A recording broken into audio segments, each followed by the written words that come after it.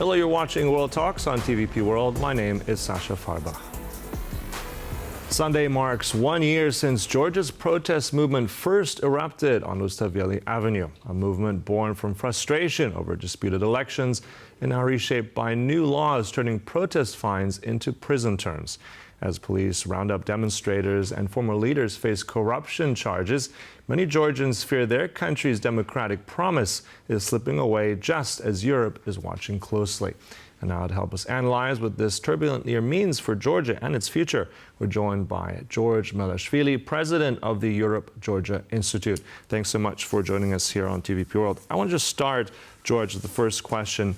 A year on, how has Georgia changed in that time, in your assessment? Good morning, and thank you for the invitation. It has been a very difficult year for the whole Georgia. The protest has been ongoing for 1 year already, and we have been witnessing total governmental crackdown on all sorts of independent pockets of freedom, as we call it in Georgia, on any attempts to criticize the government. All civil society is being strangled. The police apparatus is being used against the protesters in unimaginable ways. And in general, even though the Georgian public is doing our best to defend the democracy and freedom, and to be honest, these protests, they have never been about one specific election. It has always been about the soul of this country, whether or not Georgia shall be part of the European space or shall be dragged back to Russia. And that's why these protests have demonstrated such a resilience throughout the time. I think one of the biggest messages, one of the biggest outputs of all of this is that today, in 2025, Georgia has more political prisoners per capita than Russia. And I think that is also telling how the regime is trying to break the spirit.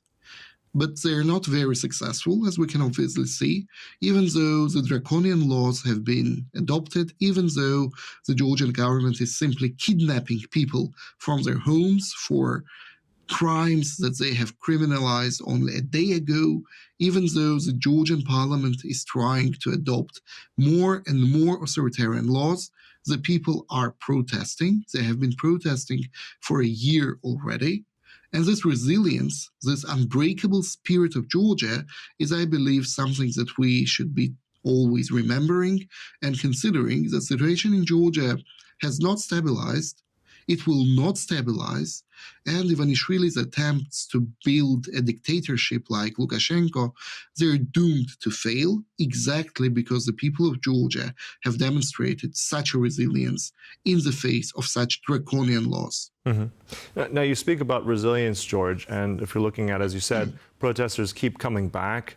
There doesn't seem to be a complete fatigue here. But at the same time, I mean, I remember these protests were bigger. And the question is, how long can they keep going? As you said, the government keeps squeezing, pushing tighter on draconian laws. Will there come a point where these protesters just will not show up anymore? Will they be too scared? Or do you see this movement continuing now over the next potential months and maybe years to come? Well, I wouldn't say there is a fatigue because, first of all, the people are protesting even though protest itself is becoming a criminal act. And the people are not broken, even though most of the opposition leaders are in jail, even though a lot of people who simply went out to the protest, they have been detained on administrative charges from 5 to 15 days. Even despite all of it, the people are still protesting. When we say that the people, there is a bit of less people on Rustaveli every night, I think that's logical. I mean, it is impossible to have 100 or 200,000 people on Rustaveli every day. But it does not mean that the protest has disappeared. Vice versa. The people are organizing in different ways. And whenever a big rally is called, the people are in the streets. And we saw that very clearly just a couple of days ago. So the protest is not winding down, it's not becoming smaller, it's changing. And when the people will decide to come out, and I think that is happening almost every time when a big rally is announced, the Rustaveli will be full again. So it's not about any fatigue on the side of the Georgian public. Mhm. It's more about determination. It's more about the people realizing that this fight against an authoritarian regime, is not something that will happen per night. It requires very diligent work, and I believe that this diligent work is ongoing in Georgia, and the protest has not disappeared, definitely not. Okay, and we can see those images now of protests. As you said, there is that resilience that it keeps on going. Part of why those people are on the streets is because, as you said earlier, because of a European future that the Georgians want that seems to be slipping out of their fingers, really. I'm curious, I mean, the accession talks have stalled at this point in time. That has actually been pulled off by the country's prime minister. What do you make of the EU in all this? I mean, at the outset, I recall there were stronger words. It seems to have become muted. Brussels is shying away from being too tough on Tbilisi. Why do you think that is? Is this sort of a geopolitical strategy? Is there something else behind it? Have they lost interest in Georgia? What is your message and reasoning why Europe has been so rather silent in all this? Well, I think the West must understand that Georgia is the front line of democracy. Supporting Georgian people today, it means supporting European values and supporting European project at a large. So that's why we expect actually more support from our European counterparts, not less. It has been always difficult for the European Union to implement a coherent foreign policy. There is Hungary, there is Viktor Orban, who is doing his best to strengthen all pro-Russian forces, not only within the European Union, but also outside. And that's why the Georgian Dream has been utilizing this connection with Orban very efficiently, effectively blocking any really serious measures from the European Union. So that's one of the ways why the EU has been constantly unable to support the people of Georgia in a proper way. On the other hand, we've definitely seen lots of loud words, and we do hope that behind these words, eventually there will be some action. For example, one of the main milestones, one of the main elephants that the Georgian regime stands on is propaganda. And this propaganda is being implemented by outlets registered in the West, in the United Kingdom, in other countries, and so on and so forth. So if the European Union actually wanted to help the people of Georgia, in that case, decreasing ability of those propaganda outlets to gaslight the public would be an immense help. Mm-hmm. And gaslighting is probably one of the main reasons how the Georgian Dream has been trying to deal with the Western counterparts. They're still claiming that somehow Georgia will join the European Union in 2030. Following the suspension of the accession talks by Irakli Kobakhidze, the Prime Minister of Georgia, majority of the Georgians felt betrayed because even Georgian Dream was campaigning on European agenda. They have been gaslighting the public for a very long time, and they have been promising. They even changed their logo and added European stars to the logo of the Georgian Dream. And that is exactly parts of the Kremlin playbook. They have been trying to use values that are important for Georgians, the European Union, the idea of European accession, the idea to get away from Russia, and they have been trying to undermine these values for a very long time. And that's what we have been seeing for a while as well. And the European Union, we definitely hope that it will be able to demonstrate some real action and not only loud words. Right.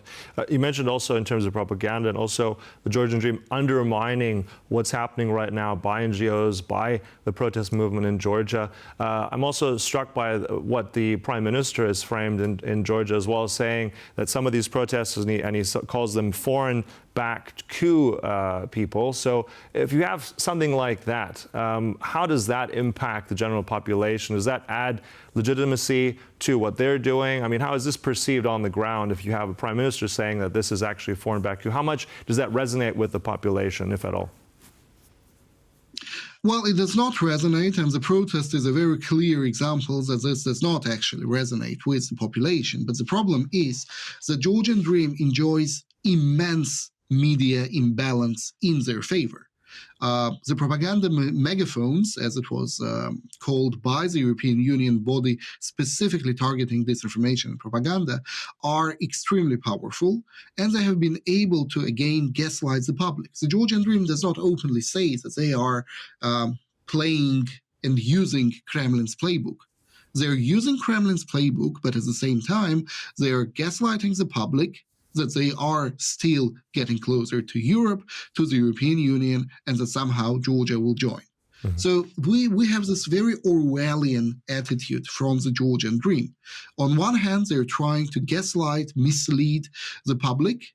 On another hand, they're getting closer to Kremlin, increasing Georgia's economic dependency, increasing Russia's ability to intervene in Georgia's internal affairs, and effectively they're surrendering Georgia's real sovereignty and creating a quasi-satellite foreign policy fully aligned with the Kremlin. So that's the Orwellian dichotomy we have in Georgia right now. The government is trying to change the Georgian society, and you know that majority of Georgians, 80+%, are very much pro-European, pro-Western. And what Georgian Dream is trying to do with the use of propaganda, they're trying to gaslight the public and to actually mislead the public and somehow explain to the public that black is white and white is black. That's what they have been doing for a very long time with immense, almost unlimited resources of propaganda. Mm-hmm. All right. Well, look, as you said, this is something also that shows us the resilience of the Georgian people still on the street a year on from all this, as many Georgians still want to be part of that European future. It'll probably be a tougher road ahead, but look, we'll close it there. Thank you so much. That was our guest here this morning, George Melashvili. Really appreciate the insights. Thank you. And thank you for watching. That concludes World Talks, but there's much more coming up right here on TVP World, so don't go away.